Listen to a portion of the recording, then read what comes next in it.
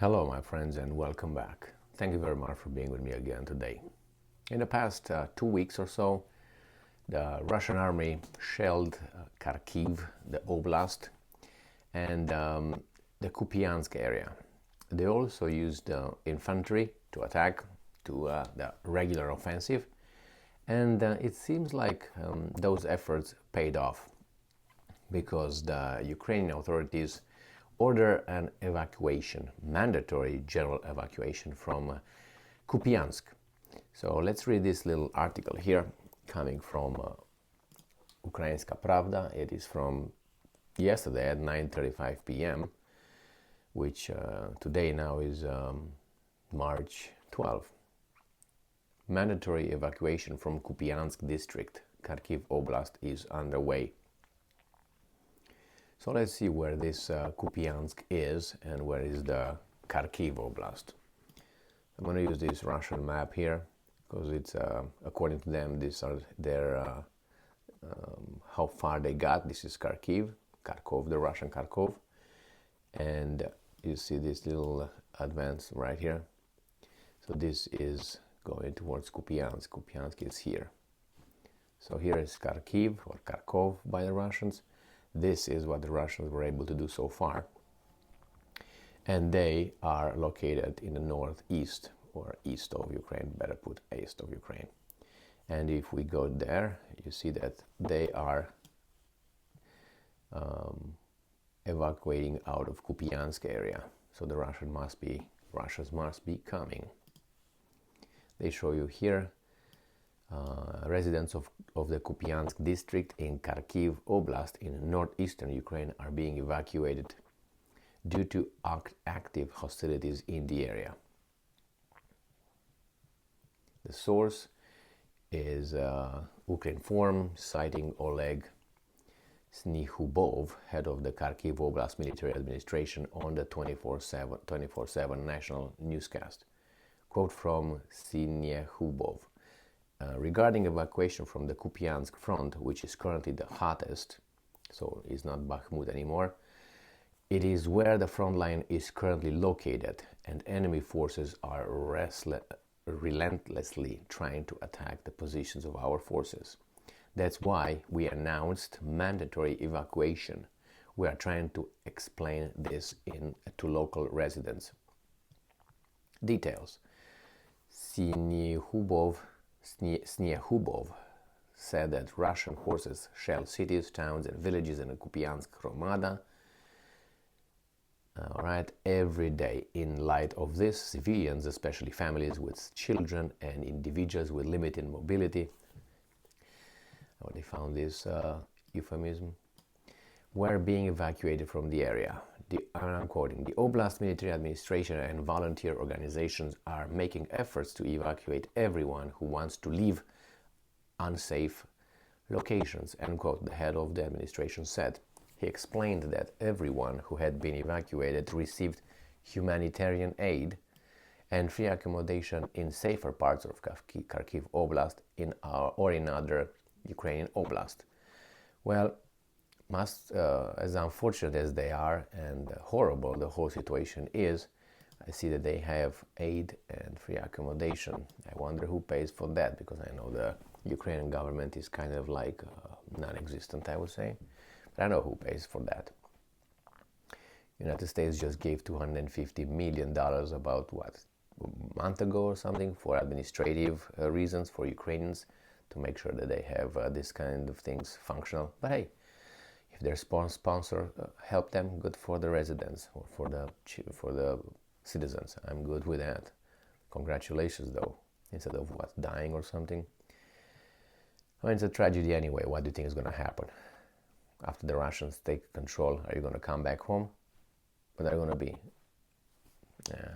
Tragedy. It's okay. Other people will count their money somewhere else. The city of Zhytomyr, for instance, is prepared to welcome and comfortably accommodate 500 families with children from Kupiansk. So this is the whole article here. So again, look where Kupiansk is. It seems like these guys are going to come over Red Rover. and then it's going to be probably Kharkiv right here. But it's a long way, but you don't know where the defensive Ukrainian defense forces are located. If they have only here positioned, from here to here could be quickly covered. And then they have probably here in Kharkiv again. I see here that Ukrainians shelled some village or something. Said Ukrainian forces shelled the village. The shelling damaged an agricultural hangar. One civilian was wounded. Well, the things are not going too well for the Ukraine, for the NATO. Let's put it this way. And I mean, let's make it. Let's cut the crap, calling things as they are. Is NATO fighting Russia on the territory of Ukraine with the Ukrainian nation, or mostly Ukrainian army, because we have a lot of volunteers, and those volunteers, who knows what they really are. Anyway, how the story goes, the NATO and the Western countries, the countries over there that are under the vassality of the United States of America, are engaged in this war short of troops. How should I put it? Officially short of troops. Well, it's very hilarious, I would say, if you can look at it this way, is how the Western mass media and Ukrinform, which I understand Ukrinform, I mean, you are supposed to say whatever to keep your population, don't create panic, keep a good morale under the circumstances. But if you read, I think, wherever you are, maybe except Russia and other locations, you will hear that the Russians are losing. They have been losing from the very beginning. They are so ill-prepared, so unruly, drunks, ex-convicts. Their weapons don't work, piece of garbage, rusty Soviet arms and all that. And when you hear this all the time, portrayed in that way, even if you are really the stupidest of the stupid, you realize that can't be. I mean, you look on the map, and not only on the map, if that would be the case, the Russians will be already back to Vladivostok. Putin would be, I don't know, in the Bering Straits over there somewhere on a ship, I don't know, going to the North Pole or something. It's just, and you have people who would argue with you, mentioning these newspapers, articles, telling you that, why did you read? I mean, and then they ask you, would CNN lie to you? What? Do they lie? Do you think they lie? Why would BBC would lie?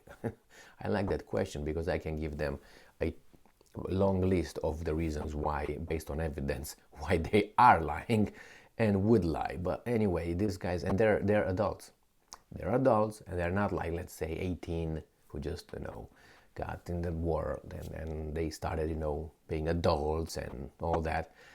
So they had time to inform themselves about how the world runs, went around the block a few times, looked, saw patterns and so on. They are like, I don't know, they're like 13-year-old children, and you can't do anything about it. But just turn around and leave. They are lost. They need to, I don't know, get injected with some brain or something. They have the brain, but I don't think they open the right doors in the brain. They keep those doors locked, and they are not aware that those doors actually exist over there. And they're not interested. They are very happy with life, with the worldview they have. And these guys, as I always come to the same issue, these guys vote as you and I. And since we are the good ones, I'm just kidding, but just to realize how some people cannot even ask basic logical questions. Well, wait a second, could that be true? I mean, in my life, did I ever meet someone all good or someone all evil? Don't let yourself, told all the time what to do and how life is when you see it as different. I mean, it's not hard to go to work and look around and make some pattern observations, understand things. So when they tell you something and you say, wait a minute, why they tell me the viper it's not venomous when this is what happened in real life? and you continue to believe what these guys are telling you about the Viper. And you say, wait a minute, but this happened. But if you don't get involved in it, if you don't know it, you still believe those guys in you, that the Viper is not venomous. So, and those guys will argue with you, which you probably were bit by a Viper a while ago. You know, you had a anti-venom and so on. But, and you say, wait a minute, I went through this. It happened to me. It bit me. I used the anti-venom, sir. No, you're not true. Okay, well, what can you do? You're not going to get him and have him bitten by a Viper to make the guy understand. After all, we're free people. So we're free people to be stupid and show it. Thank you very much for being with me again today. Stay strong, stay smart, look for the truth, and be just.